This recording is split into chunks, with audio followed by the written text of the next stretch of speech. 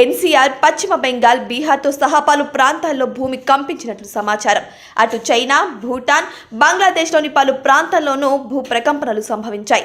చైనాలో భూకంప తీవ్రత 6.8గా నమోదైంది.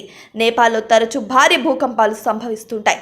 2015 ఏప్రిల్లో ఇక్కడ 7.8 తీవ్రతతో సంభవించిన భూకంపం కారణంగా దాదాపు 9,000 మంది ప్రాణాలు కోల్పోయినట్టు అధికారిక లెక్కలు చెబుతున్నాయి. అయితే ప్రస్తుతం నమోదైన తీవ్రతతో ఎంతమంది ప్రాణాలు కోల్పోయారన్న దానిపై స్పష్టత రావాల్సి ఉంది. శిథిలాల కింద చిక్కుకున్న వారిని బయటకు తీసేందుకు ప్రయత్నిస్తున్నారు. కొన ఊపిరితో ఉన్న వారిని హుటాహుటిన ఆసుపత్రికి తరలించి చికిత్స అందిస్తున్నారు. ఈ మధ్య కాలంలో భారతదేశంలో భూకంపాలు ఎక్కువగా సంభవిస్తున్నాయి.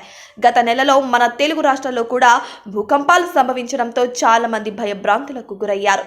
దక్షిణ భారతదేశంలో నమోదైన భూకంపాల తీవ్రత పెద్దగా ఉండదని, భయాందోళనలకు గురవలసిన అవసరం లేదని చెబుతున్నారు నిపుణులు. నేపాల్లో మరోసారి భూకంపం